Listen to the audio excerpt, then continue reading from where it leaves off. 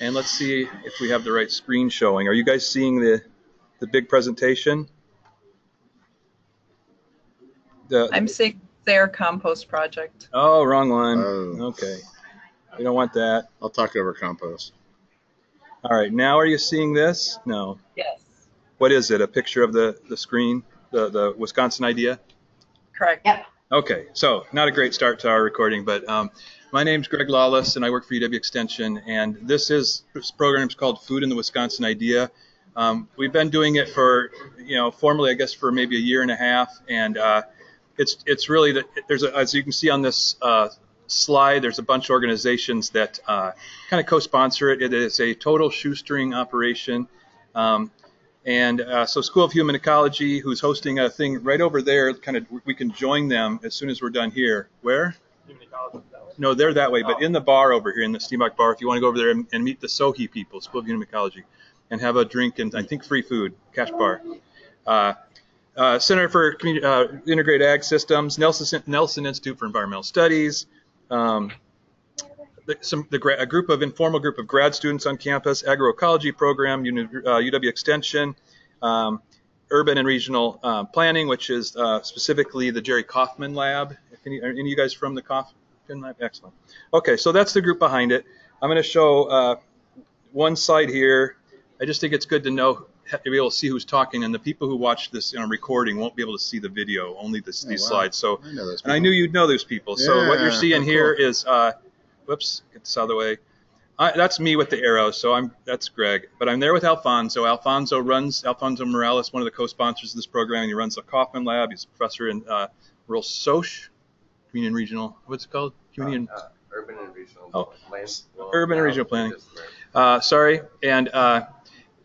and then you know this gentleman right here. Yeah, it's Bob Gottlieb. Bob Gottlieb, who you quote in the book. I think he wrote a foreword. He's a series editor for the series. He's an old friend. And you probably know the late, great Jerry Kaufman? I know Jerry Kaufman, yeah, okay. And I know Martin Belke. Okay, and that's Lindsay Day Farnsworth, who's a grad student. Okay. We were out there together. So I took that photo. Nice. And this was actually on Venice Beach, I think. Oh, nice. Yeah. All right. Yeah. Okay, sorry, folks. We're just going over old times. We're reminiscing here. And then this is where it gets off, and I'm going to go and get you a coffee. And I'm going to zoom in you a little bit. Okay. But you all see the book. It was actually Alfonso's idea to have you on the program today. And I'm just the host and trying to experiment with this web technology and the coffee guy. So I'll be back. I'll be back shortly. Thank you. And just I feel bad asking. No, the floor is yours. All right. So I think what I'm going to do is just I'm happy to I'm not going to talk for a long time. But I think Greg had some questions, and I want to take questions from you all.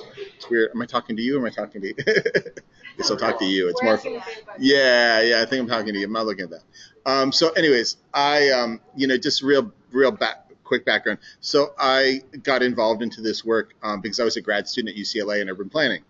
And I was there at the time of the civil disturbances that happened after the cops got acquitted for beating Rodney King.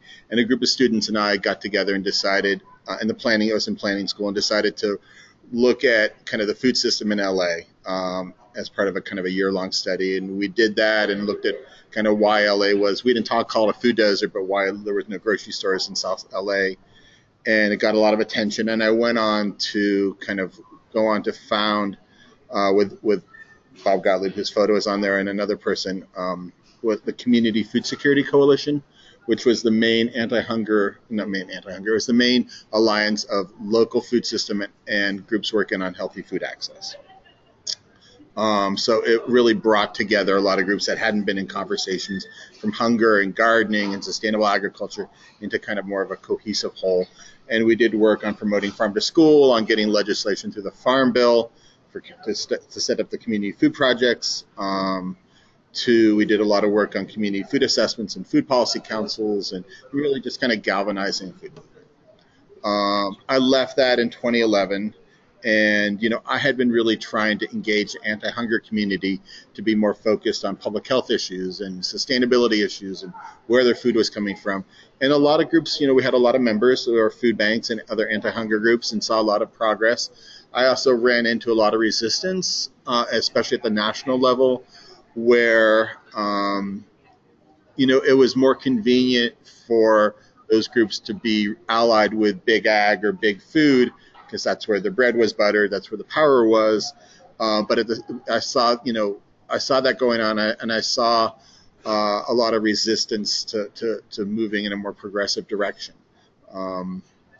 And there's a lot of conversations that were happening in and around me, in the cafes and the hallways, but there wasn't an open dialogue about some of the frustrations that people were having about why we were continuing to address hunger in the same way we were doing and what were the innovations we could be making. So I decided that, since I didn't have a job, I could say a lot of things I couldn't say before. So I decided to write this book, which took me a lot longer than I thought it would. So that's kind of the background. So I've been doing a lot of traveling around the country, trying to engage a dialogue and stimulate a dialogue about why are we addressing hunger in the right way, and maybe we need to have a different vision for it.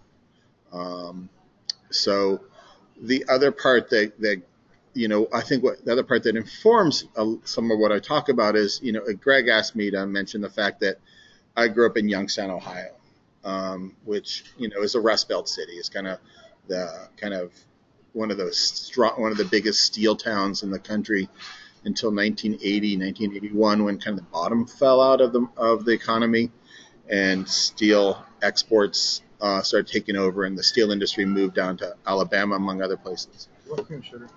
Cream, if you don't mind. Thank you.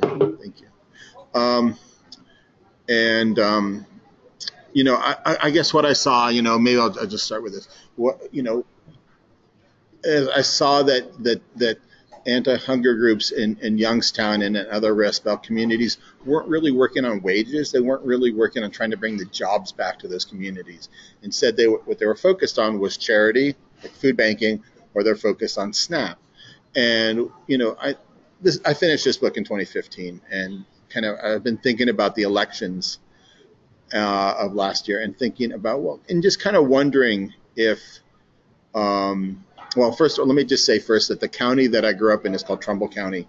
It's right on the border of Pennsylvania, just north of Youngstown, and it's got a GM assembly plant there, and it's a very, very kind of blue collar kind of town. It's always voted Democratic. The last time it voted Republican was 1972. And then you have to go back to like the 50s or something to find a time I voted Republican. But I voted for Trump this year.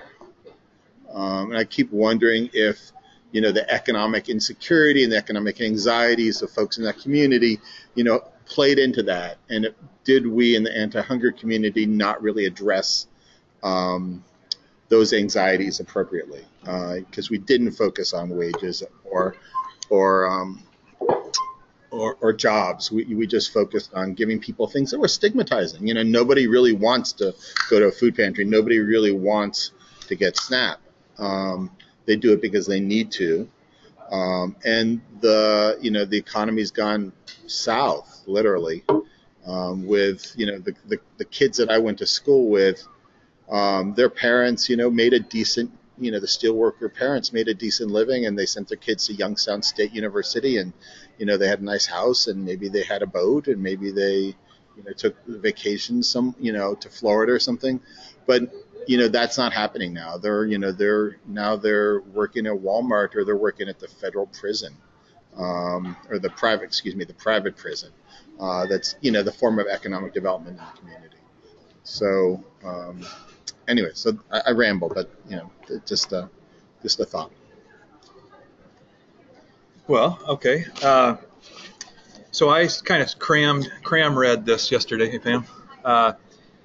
Maybe I read 4 chapters and then skimmed the rest. That's impressive. Mostly this morning, actually. Yeah, it's good for you. So, and I'll be honest, I didn't know much about the book. I read kind of the website, and when I saw it, looked like it was going to be, really critical of the food bank system. And there's part of that. And part of me, we in Extension are kind and gentle folk, and we don't really like confrontation. Yeah. And, we're nice to everyone. So I was still worried that that would rub some people the wrong way. Just this morning, I was on the phone or in email with David Lee, who runs Feeding Wisconsin, right. and then yesterday I was on the phone with Amy Wallner, who you guys might know, but she helps run that farm out at Hunger Task Force. So I know some of these folks, and Sure. And I think you say in your book, though, that they're doing good work. They have big hearts, but you are a big. Yeah. I mean, a big part of your book, and it's kind of in the title, is kind of looking critically at that. Right. Anti-hunger complex, or what was your name? I call it the Hunger Industrial Complex. Hunger Industrial. Yeah, So, I should say the title is from the press. It wasn't my choice of a title, but you don't control these things when you write a book. Okay, so I mean, do you want to cover that a little bit, and then I do have some other points that I think. You want me to cover the critical part of it, or? Sure. We have a few representatives here. We're not here to fight. Yeah, that's fine.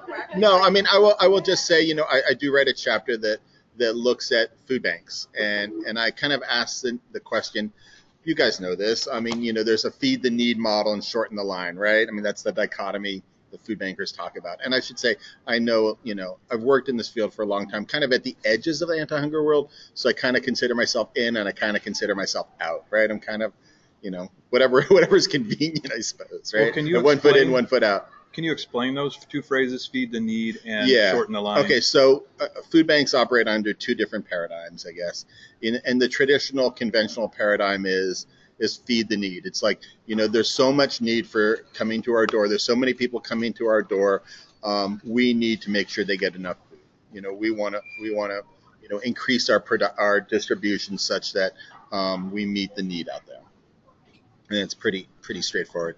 Shorten the line is like, well, what are we doing to make sure that people don't have to rely on us? How can we reduce poverty or food insecurity or hunger in the first place, so that we literally shorten the line of people waiting for our services? Okay. So what I do write a chapter that looks at what keeps food banks in that kind of model of this growth model. And I talk about my son Orion, who came home one day from school when he was in third grade, just super crazy excited about a food drive that was going on in his class, because the class that gets the most food and raises the most money gets a pizza party, right? So he wants that pizza party. So, but I realized that model is it's all about weight. It's all about this, you measure your success in the amount of pounds that you distribute. And is that really the best measurement? Is that really an outcome measurement, or is that an output measurement? Does it just measure what you're doing rather than the impact you're having? And does it just set up this kind of perpetual feeding machine rather than trying to reduce the number of people who are coming to your door? So I talk a little bit about what keeps people in that model. Is it the evaluation? Is it the evaluation metrics? Is it the, focusing on pounds? Is it the fact that food banks keep building bigger buildings? And when you build a bigger building, you need to fill it up with food, just like, fossil fuel infrastructure, like the pipe, if we build Dakota Pipeline or Keystone Pipeline, we're going to need to use it, right? Because we invested in it. Is it the board of directors? I've been looking at who's on the board of food banks and identifying them as mainly coming from the business sector. Their interests are antithetical to more progressive policy. Then I look at the role of corporate donors and actually the role of waste. A lot of people have told me over the years that what keeps food banks rolling and what keeps the train going is the fact that there's so much waste in the system. And there's, we have this universal immorality about waste, and that we need to redistribute it and not let it go into the garbage. And so that's, that is a train that drives that's the engine that drives the train. Another analogy I remember you used was a highway. If you build a wider highway, you're inviting more cars. That's that planning, that transportation planning thing of you can't really, build your way out of traffic, because every time you build a bigger highway, it just makes it easier for people to drive, and within a year or two, it's going to be congested again. So we need to find alternative solutions rather than just building bigger roads, right? Well, I warned you before. I selected a few quotes just that caught my eye, and you guys have it on your table there. And I definitely want you guys to ask questions soon, but I'll just kind of go through these real quickly. I think the people on the screen or people on video should be able to see this first page now. Tell me if you can't, folks. But The first thing I just saw was just 79% of Americans have contributed to the fight against hunger. You say that on page 14. And to me, that's, I mean, even if it's exaggerated, that's a huge number. I mean, a lot of people are contributing. Probably most of us in this room maybe have gone and I filled potato, I sorted potatoes at Second Harvest. It was part of a corporate thing I was involved with at that time. A lot of people do this. They're contributing to it. They feel good about it. And it is feeding people. Yeah. Right? I mean, it's one of the biggest parts, one of the biggest aspects of civil society. I mean, there's 61,000 food pantries in the country. I've heard that 80 to 100 million people donate food every year through a food drive. There's millions of volunteers. So it is, extremely well mainstream and entrenched and institutionalized. In some ways that's fantastic. In some ways it shows our charitable spirit. I mean, in some ways it's wonderful. You've also kind of said, we for somewhere along the line we called it emergency food, but it's not an emergency if it's constantly needed by people. That's more permanent. Right. Yeah. And I mean, the emergency food system really kind of caught steam in the early 1980s when we had a deep recession, when Reagan came in and started cutting food stamps, and then also when places like Youngstown, the unemployment in Youngstown and other Rust Belt cities really surged. 20 to 30% was unemployment rate in Youngstown back in the 80s. So you had this massive unemployment. You had cutbacks in the social safety net. And so charities, churches, labor unions, community groups started these food banks, which have just kind of snowballed out of control, to the point where, again, there's 61,000 food banks, 46 million people go into them, $5 billion worth of food. You talk to people who were working at that time. Yeah.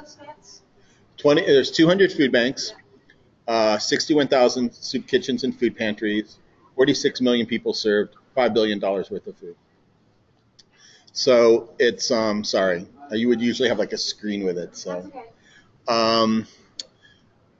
if you talk to people who were involved back in the early 80s, they would go, yeah, we never imagined that we'd be doing this. I mean, they would constantly talk about putting themselves out of business. That's why it was considered an emergency food system. There's a federal program called TFAP, which used to be called the Emergency Food Assistance Program. And now it's, I don't even, what's it called?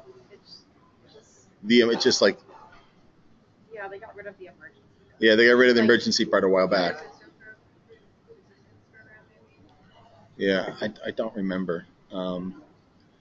But my analogy is like nowadays is Puerto Rico, right? So what FEMA's doing or the Red Cross is doing now is they're coming in and they're giving people food and housing and water and it's kind of getting the communications back online and all that good stuff. And then, the next things they'll be doing is getting the roads back and the schools built, and they'll be kind of rebuilding kind of the pharmaceutical industry or agriculture. And then, there's always a development phase, in terms of building education. And those are normal phases of a development project. But I kind of question, well, are we stuck in this relief phase? 40 years later, we're still providing with people with food when it's become a chronic problem. And, why are we not moved into kind of that more of an advanced phase where we're really trying to build up human capital and build up social capital and build up the economy and really address the needs in a more kind of meaningful way rather than just handing out food? Andy, I'm just going to read 3 quotes that sort of tie together for me, and just maybe you could respond to it. By defining the problem as hunger, we direct attention away from poverty. Charity has become hunger's worst enemy. And anti-hunger groups focus on food as human need rather than a human right. Do you want to pick one or say something about all those? Yeah, I'm just trying to think where we're going to go. So, I think I'm very critical of the term hunger. It is kind of a double-edged sword. It is, it is very imprecise in its meaning. It's very hard to measure. To really measure hunger, you really have to get into biochemical indices and take blood, and it's a very invasive kind of measurement, which is why USDA has moved towards food security, which is more behavioral and experiential related. It's a more accurate way of measuring, and rather than a country, we don't have famine, we don't have severe hunger. we have anxiety, and we have people missing meals and skipping meals for days. But it's not famine. It's not swollen bellies like you would like. A lot of people have this concept of hunger that way. So, and hunger has this emotional appeal. Hunger has a universal immorality. People, no one deserves to be hungry in this country. I think there's a universal sense of that. Whereas people may think that people deserve to be poor because of their moral failings or the things that that they've chosen in their lives. So really, hunger is a symptom of poverty. It doesn't exist by itself. So when we keep focusing on hunger, it makes the public think, well, the solution is food, right? I mean, that's kind of the neurons that fire in the public brain.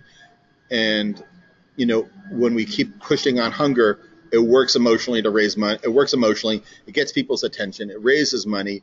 It gets people to contact the congressman, but it really doesn't get us to address the underlying causes of the issue.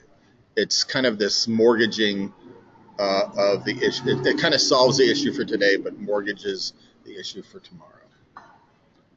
Well, I think another reason I was, a little bit hesitant to dive into the book is because a lot of academic books, which I don't know if you'd call it this, but a lot of books that focus on the problems mainly focus on describing the problems and point to why it's happening and who could do better. Yeah. But I think you do spend a fair amount of time looking at models that are working, and that's my last slide. But before we get to the models, I mean, what does working mean? What would working look like? And I think one thing you're saying is, well, number one, let's address the poverty, not the hunger. Right. You talk about a three-legged stool, and maybe you could say something about that, or what you were talking about that in the context of economic justice, healthy individuals, and a democratic food system. Yeah, I mean, I kind of went through this questioning phase. I spent a lot of time talking to people in the anti-hunger field, friends and colleagues, and I said, what do you think about the term hunger? What can we use differently? Is food security better? Is food sovereignty better? Should we talk about food justice, the right to food? And, and in some ways, all of those terms have their pros and their cons, right? And I kind of came down to realizing that hunger, we're kind of stuck with the term hunger because of its emotional appeal, because people understand it, because it really motivates people to act.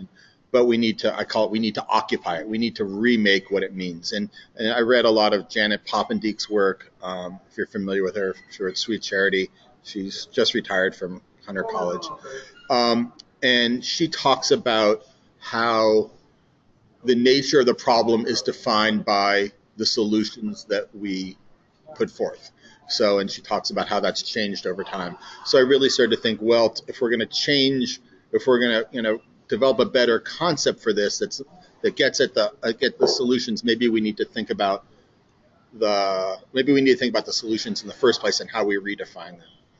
And so I got to a place where I got to kind of an idea that we need a new vision for hunger that's based on public health. So hunger should be promoting health, and our anti-hunger work should be promoting health. And there's the whole issue around soda and SNAP and the quality of food that's being distributed in food banks that kind of has underlined that issue.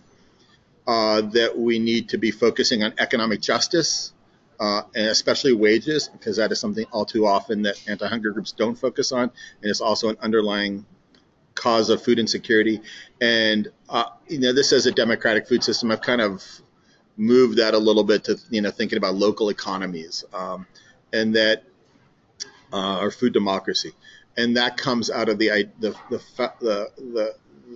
idea that of the $85 billion in federal food programs, most of that's going to places like Target, Cargill, ConAgra, Walmart, Kraft, Tyson. It's going into the pockets of big firms, and it's reinforcing the industrial food system and reinforcing and supporting companies that are doing harm to the environment and to the health of workers and are paying low wages. So can't we, be using these public dollars in a way to support a food system that's more democratic, that has less externalities and is, that produces food with values, I guess. I've just put up a new slide. I'll jump ahead to one question. You just mentioned $85 billion. Sure. But other places in the book you talk about $100 billion. Yeah, it's gone down. Oh, it's gone down? It's gone down because the SNAP program has gone down substantially. Well, that explains that. But Yeah. I guess I have a slide here just covering public policy, and it's by no means everything in your book, but it's the things I kind of came across.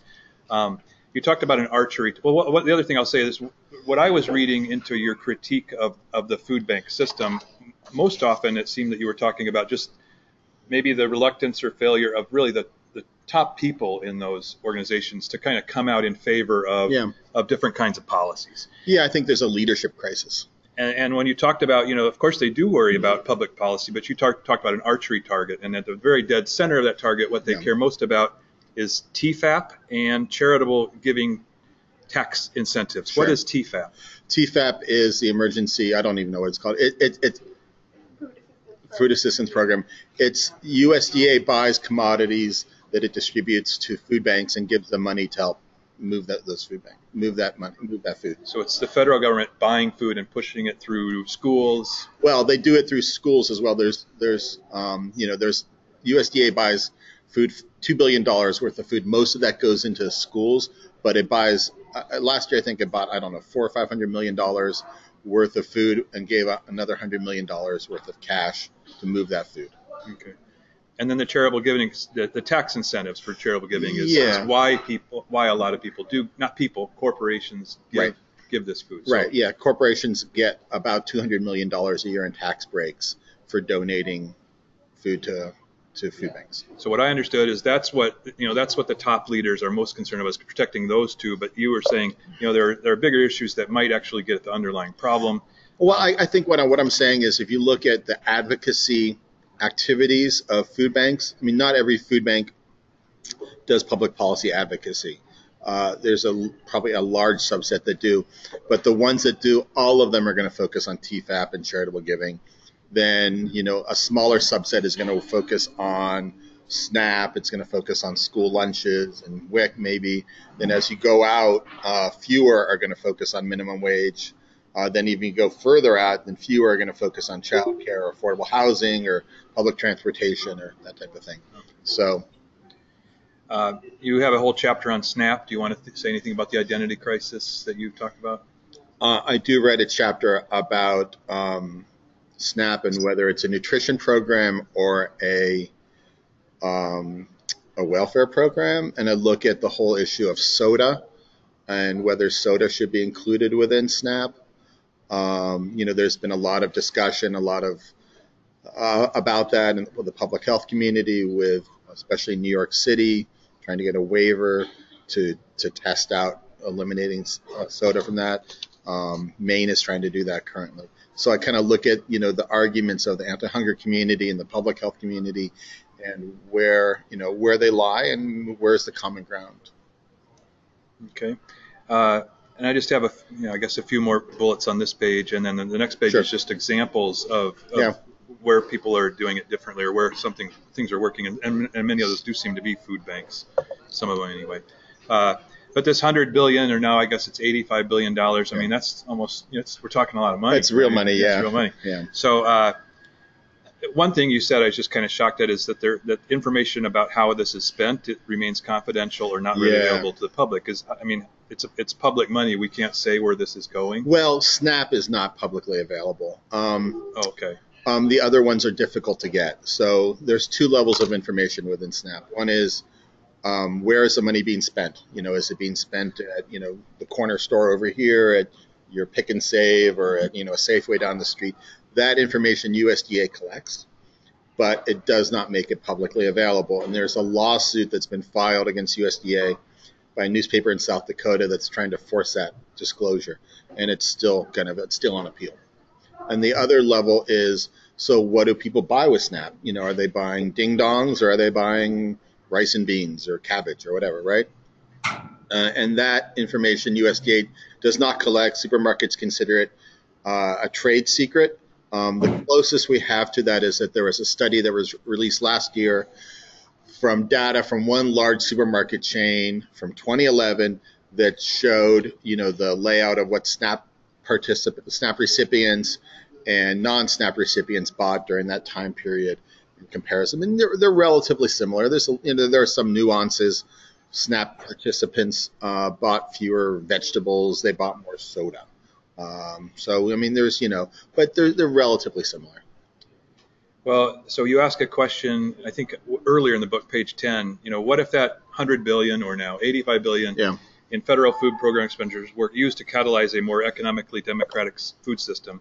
And I've actually asked that question, not in exactly those words, but, while I feel a little bit guilty looking at that money in the center of the target, the money that's buying food and going directly to people and feeding them, and SNAP and everything else, because those are, I think most people say those are beloved programs. We need them. Yeah. But I kind of I'm trying to help a guy here in town develop a frozen pizza. He can't find 2 nickels to scrape together. He could develop a healthy frozen pizza. He could be putting, low-income minority youth to work. He could be slowly building a business. Just getting 4 of those zeros would $10,000 would make a huge difference, but $100 billion going. Well, I don't think to me, it's not a matter of diverting the money from, nutrition programs to other purposes, but how do you use that money differently? I mean, farm to school is a great example. It's not, to me, it's not a matter of diverting the money. It's not a matter of taking money away from nutrition programs and putting them into other purposes. I mean, to me, that's not appropriate at all. But it's a matter of, think about it, there's a front end to these programs and a back end. Okay, so the front end is where the money goes. So SNAP, the money's going, you get a debit card and, a family gets $500 to buy groceries. That's the front end. They're generally, that money, my belief is that, there's changes that can be made, certainly, and improvements that can be made, but generally it's doing what it's supposed to be doing. It's generally, doing a good job and reducing food insecurity. The back end is of those programs is, well, where are those people spending that money? I put this way, I have a friend in Oakland who says that SNAP is just a pass through to get money to food manufacturers, and poor people buy toxic foods and they suffer because of those toxic foods. I don't go that far, but that's what he says. But the back end of that money is that, that money is being spent, 13% of it's being spent at Walmart. Kraft depends upon 1/6 of its sales for SNAP, et cetera, right? So it's going to the food industry. So the question in my mind is, can we use that money in a different way? Can we encourage that money to be used in a different way to support food that is more sustainably produced, that protects workers, that is more healthful? It's a lot easier to do that, in the food that USDA Foods buys, because it has more control over it. It's a lot easier to do that in the school food environment. It's harder to do that in SNAP, but that I think is really the question. Can we think of these programs as economic development programs, but that are supporting the type of food system that we all believe in, that produces food that doesn't have these externalities to it? Does that make sense? Yeah. I mean, the guy I'm talking about, if the government would buy his pizza, and provide, or if he could sell it to the schools, on Fridays, that would be income for him. That would allow him to go get a loan, and and maybe can I just give one more example?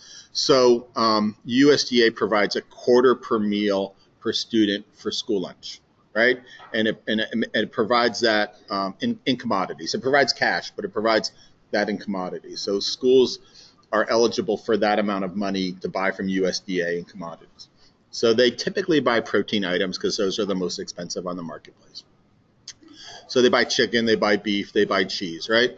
So, but what USDA provides them is a 50-pound box of chicken, of raw chicken. Well, what are they going to do with that? Especially if they don't have a good kitchens to cook it in. So what they do is they pay somebody to process it for them. They pay a company to turn it into chicken nuggets, or to turn the beef into lasagna, or the cheese into lasagna, right? Something that they serve as an entree in their schools, in their meals. So there's a whole industry that does that.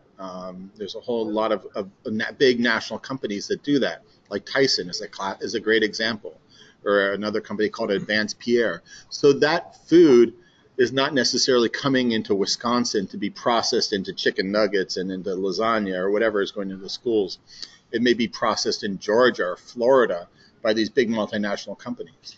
So there's a huge economic development opportunity. I mean, it's millions of dollars that, that could be used. It doesn't have to be used statewide. It could even be used regionally. It could be regional compacts in the upper Midwest to process that food to get that to build up that infrastructure here. But it's an opportunity that exists. Right now I have up on a slide of, I don't know, a dozen or 10 or 12 or whatever, just models. I mean, I think they're all very different things. Sure. But I guess I just wanted to put them all up there. I think people like to hear about where something's being done differently and it's working. Sure. Just to read it off, Malmo, Sweden, the LA Good Food Purchasing Policy. I think that UW-Madison, a grant project, helped support that. A little bit, a few dollars went to support that process. The city of Chicago just signed on to it, actually. Okay. Project Bread in Boston, Oregon Food Bank. You talked a little bit about this. Willie Elliott McCrae. Right. The Stop in Toronto. Church Ladies. Yeah, Freedom 90. Yeah, they're fun. Just Harvest in Pittsburgh. I can't pronounce this next one. Oh, Immokalee. This is the coalition of Immokalee workers. Our Walmart, our capitalized OUR, and the Food Trust in Philadelphia. Are there any of those? I mean, I don't know how much you know about Wisconsin, but if there are any of those that you think we might be particularly interested in. I know a fair amount about Wisconsin. I'm not sure. I mean, let me just kind of preface it that there's just a ton of change going on in the food banking community now. It's really an exciting time. There's just, there's a network of progressive food banks called Closing the Hunger Gap. They have an annual conference. They just did one in Washington State last month. 600 people came. I went to it. It's really exciting to see the work that food banks around the world are doing, around the country are doing to move away from just donating food and to kind of addressing racism, to kicking soda out of the food banks, to doing gardening and doing farm to school and doing, just changing, just really rethinking and revamping the work that they're doing. So it's a time of great change, and that change needs to be institutionalized and needs to be accelerated. I would say I don't know what's most relevant for Wisconsin. The one thing that I love talking about is Freedom 90, which is this group in Ontario of it's a union of food bank, or they call them food pantry volunteers. And they are these little church ladies who have been volunteering forever at their church food pantry, and they're committed to doing it. But they're tired, right? They've been doing this for 20 years and they're sick and tired of it. And they think it should be the responsibility of the government to provide people with a basic living. So they're fighting for universal basic income. They're fighting to increase welfare rates, increase social housing rates. But they've created this union that's doing that, and they're organizing alongside of they're talking to the clients of the food pantry and finding they have a lot in common. So it's a union, right? I mean, so they have three demands, and one of their demands is mandatory retirement by the age of 90, which is why there's Freedom 90. The other one is lay us off, freeze our wages, or double our salaries. We don't care because we're unpaid. So they're doing kind of stuff that's funny. They're doing songs like, a spoof of 50 ways to leave your lover, 50 ways to close the food bank, and they're doing all this. They're using humor as a tool to make their case. And I think they're really innovative and creative, and I love to see that kind of momentum happening in this country, because it's those just average people who politicians will listen to, and who really there could be a lot of movement if we help organize. Well, I'd like to open it up to either the two people still online or anyone here. We do have two representatives from Second Harvest, which is one of the food bank Feeding America food banks. Do you guys have anything in response to what you've kind of been hearing? How do you guys talk about this? Does this come out of left field, or you've heard this critique for years? I would say it's a pretty common these are common things that we talk about, especially at some of our conferences. A lot of these are new ideas. How can we be innovative? And You mind? sure. And so when we first saw this article, we actually had a lunch and learn at work to talk about it and to really talk about some of the issues with, tax incentives and how you have to play with big corporations and how does that work in with the work that we're doing. There are so many politics with being a nonprofit versus these big businesses. We don't have a fight against some of what they do. I mean, maybe there could be, but us by ourselves aren't going to move anything. So we really have to band together to be able to make some of these changes. But I think these are a lot of things that we often talk about and that we want to make some of these changes. I'm not sure what that might look like.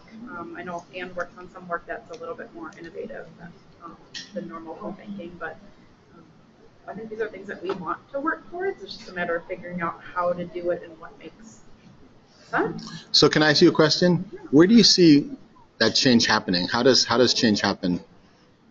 Is it coming from Feeding America top down, or is it going to bubble up from the food pantries you work with, or from staff, from your board?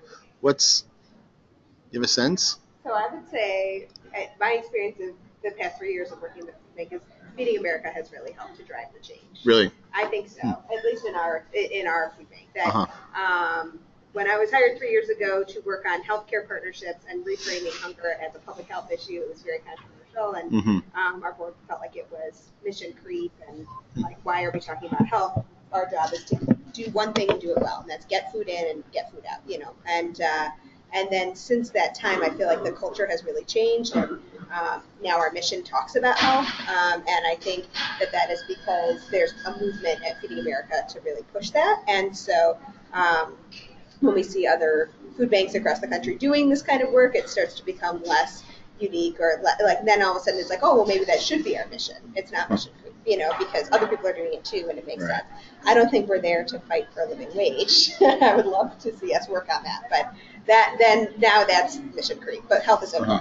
So I think that, maybe we'll get there eventually. And I think it's harder actually to bring along the food pantries. A lot of times they're used to doing things the way they've always been doing them. It's really cool to hear about you talk about older women that have become these real advocates for change, because sometimes that's the thing we complain about is there are these ladies who have been running these food pantries forever and they really like doing charity and it makes them feel good to get to decide who gets food and they get to be the ones to feel good giving it out. And so the idea of trying to change things and make it a little bit more dignified or things like that, sometimes they're not open to those kinds of changes.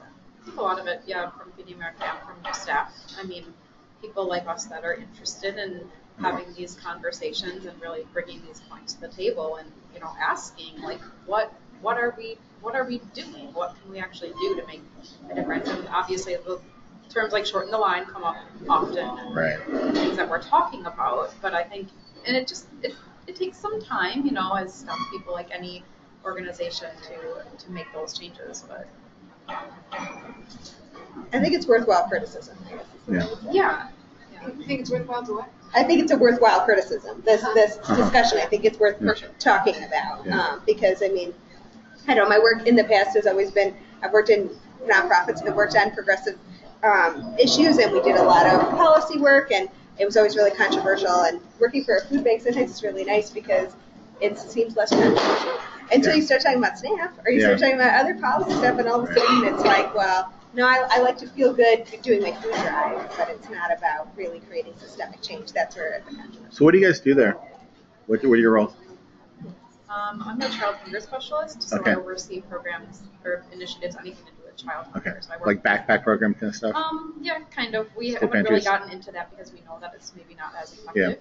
And, other programs that, just handing out food. So now I'm looking at more working in schools. How can we talk about what resources are out there, just more of those relationship building and conversations having with people. So mix of both. Yeah. And my role is with healthcare partnerships. So I coordinate our Hunger Care Coalition, where we partner with healthcare organizations to screen for food insecurity and connect with resources. And I've been running a diabetes wellness program where we do boxes of food specifically for Do you guys have a nutrition policy? Do you do work on, with changing what's coming in through? We don't. No. We don't. I wish we did. I brought that back from our Feeding America conference, and it was met with some pushback. Huh, But I get it. We don't want to be the food police. We don't want to tell people what they can and can't have. We also don't want to anger our big donors by saying we'll take some stuff, but we won't take other things. Yeah. And I get all those things, but I agree with. That was kind of a question that I actually had for you. Is like, because we're so concerned, right, about our donors and the politics of, saying no to something. Like, how would you go about a change of policy? That's a good. Before you ask, could I just ask the people online, were you able to hear the audience folks very well? Yeah. Oh, good. Okay. So if you have questions, jump in, but I'm going to let Andy answer that question. I don't know. I don't have a great answer on how to do that. I can tell you that I've heard different things around the country. I mean, I was just in Grand Rapids yesterday, or today's Thursday? I was just in Grand Rapids Tuesday, and people were telling me there that when a food bank changed, or if it was a food pantry, they implemented a healthy food policy, and they were getting a lot of food from Costco, and they just started refusing the baked goods, right? And Costco said, well, thank you, we're just going to take our game and distribute it somewhere else. But I've heard that hasn't happened in many other places. Maybe it depends on whether it's the food bank or what at the level at which you're playing. I've heard also, the Capital Area Food Bank has been very public about not taking a lot of, in Washington, D.C. There's a NPR article that talked about they've reduced the kind of the junk that they take by 84%. And but which sounds wonderful, right? Awesome. No more soda, no more sheet cake. And I found out when I was in Baltimore that all that food is getting pushed into the Maryland food bank, right? So it's not really a solution. It's maybe a solution for the people in D.C., but the people in Maryland are getting the stuff that people in D.C. would have gotten otherwise. Andy, you do mention Hunger Task Force in Milwaukee, and you quote Sherry Tussler and their 150-acre farm. And they're wonderful. I visited that farm. They got that in the middle of the season. In the middle of the season, the county prison system said, "Here, take this farm." It was in the middle of raising crops, and Sherry sent out her crew, and they were, she was saying they, after work they go out and they harvest. And I went back the next year when they planted their first crop of their own, and I mean, I say this now, I don't think they'd mind, but it was the weediest farm I'd ever seen in my entire life. It was unbelievable. And, they asked for help, and we brought some extension faculty out there and weed specialists in horticulture and soil, and we talked with them, and partly because of that, but more just because they got smarter and they worked at it, is they have, it's a really nice farm now. Yeah. But I bring that up only because they explained that they were getting into composting on a large volume, and they were taking, I don't know if they want me to quote them on this, but sometimes they get deliveries and they take it straight from the truck and they send it straight to the compost pile, and it makes soil that later makes edible food. Sure. Yeah, that's I think we have to not be afraid of that. Yeah. Of course, that's a lot of cookies to take the package off. But this is Karen. Can you hear me? I can, Karen. Hi. Oh, hi. Okay. So we have a Food and Hunger Network, and actually, Andy, I met you many years ago when you were working with the Food Security Coalition and all the USDA security grants. So I remember you. Hi, Karen.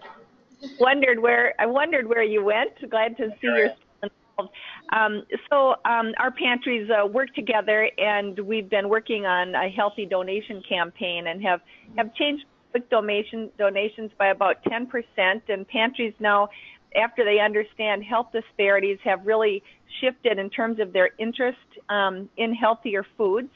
And there was an article that I read recently that came out of DC that was kind of reframing pantries as public health organizations rather than emergency food. That really had an impact that people could hang on to. So every time we have this awareness raising, there seems to be a willingness to try something more. So we started having the discussions of what would it take if we refused some of the food that was being donated. Said, and there was a concern, just like you said, that that maybe you couldn't have any donations then. So they've accepted the food, and one large pantry decided, I'm going to accept it, but he said, you know what, after I've learned what I have, I don't want to give it to the people anymore. I'm going to try giving it to a pig farmer.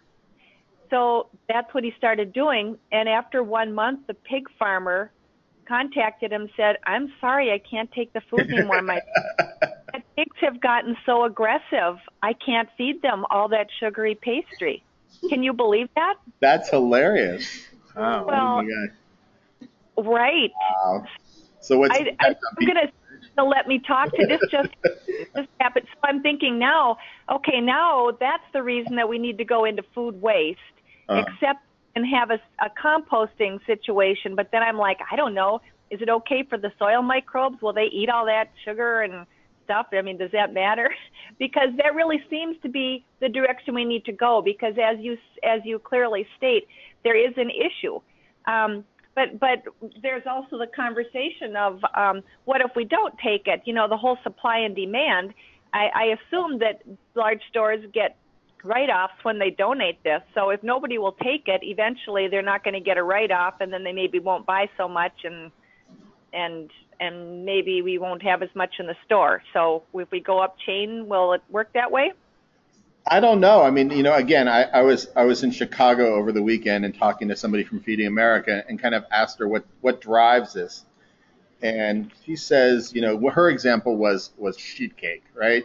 That if you go into a grocery store, people want to see a variety of, they want to have options, right, between the different kinds of cake. So so stores find it cheap to produce overages, and so that people can have a choice between the vanilla, strawberry, and chocolate or whatever, and then they end up throwing the rest away because that's the way we as consumers want it. I mean, I even saw that in the Dane County Farmers Market years ago, 20 years ago. The reason I said, why do you sell such big heads of parsley? I can never use all that parsley. It's 75 cents, or back then, now it's maybe $2 for a giant thing of parsley. He's like, well, it's just basically it's as cheap as me to give that much as to give half of that. If I'm going to wrap it up, I must just give them a big old chunk of parsley, and if they throw half of it away, that's fine with me. It's the same kind of waste in a way. Yeah. Well, we're kind of at the 5 o'clock mark. Does you guys have any questions you want to throw in at the last minute?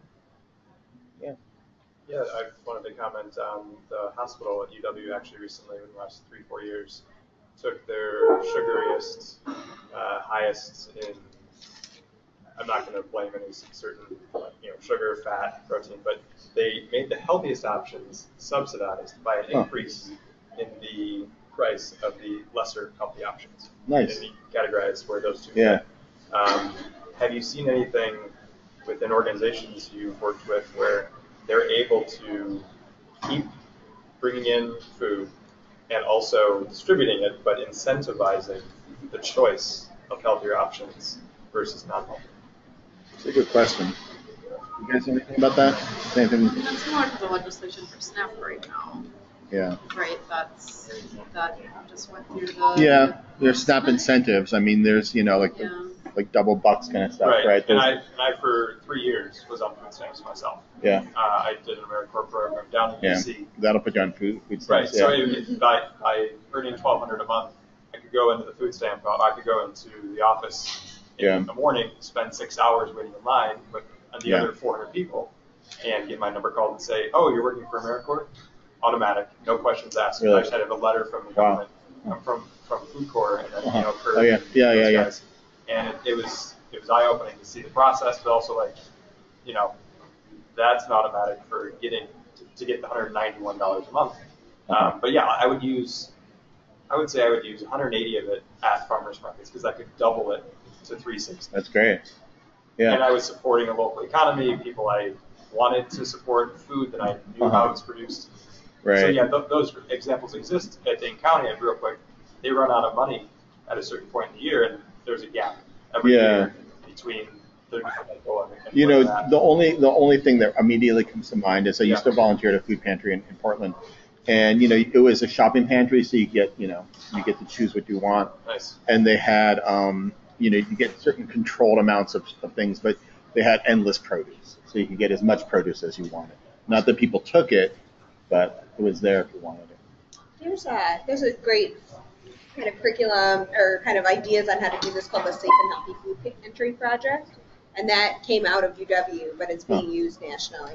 And so, yeah, if you Google Safe and Healthy Food Pantry, they have it all online. And it has a lot of those ideas about nudges and things like that to try and get people to make those in the pantry. So, you know, making unlimited produce, but you can only have a limited number of sheet cakes.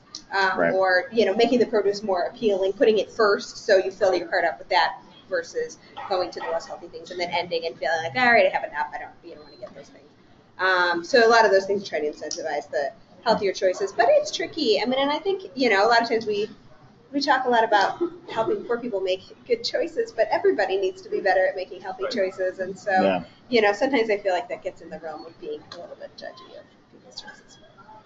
Going on the UW Health, I like this summer in my first experience with research, we were working on like how and why has UW Health implemented this like food sustainability program where they've you know, they used to burgers and fries at the hospital cafeteria, and now they've dramatically increased their salad bar. And what they did is they did a lot of things, and you were saying how leadership is really important, and where is that leadership role in terms of food banks. And at least at UW Health, it was like the director of the food and culinary programs combined culinary services and clinical nutrition, and in doing so has like completely changed the culture and implemented a whole new set of practices. And they've met a lot of resistance too, especially from big soda companies like Coca-Cola, because they got rid of all nutritive sweetened cola and only have Diet Cola. Yeah. Which has some there's some health-wise debate about whether diet soda is actually healthy. Yeah. But that's a whole new thing. Right. That's a whole big issue. Yeah. The salad bar is now $5 a pound. Yeah. Which is pretty cheap, Which right? is like you could get a box of something for cheaper than you could get it in the store if you played your cards right. So, Really? Right, and I mean they have microgreens, they have many different varieties of things that you said like I could buy it on the right, you get like bar avocado cheaper. there and probably Yeah, I mean, I went to Ingram for lunch, and it was I was impressed by how affordable it was, and there's pretty good options. But they make their money up with how they scheduled it. There's now a premium on the not healthier items that people are still picking. Gotcha. So they're not losing money. But they're subsidizing the healthier stuff. That's smart. Yeah. Yeah, but it took leadership and a combination, as you said, Matt, of like making sure that two different industries saw each other for what they needed. Yeah, that's good. So do we need to wrap up? Yeah, let's wrap up. My immediate supervisor is retiring, and I'm late for his retirement party. So thanks everybody for coming. Yeah, Karen Early, I didn't realize that was you till I recognized your voice. So thanks for joining us. Oh yeah. And Lynn, what's your last name? You're in Green Bay? No, you're in Stevens Point. She may not be at her phone. Okay, well thanks everyone for coming, and we'll have a uploaded version of this on the YouTube soon. Bye bye. And thank you, Ann. Yeah, my pleasure. Thank you guys for coming out.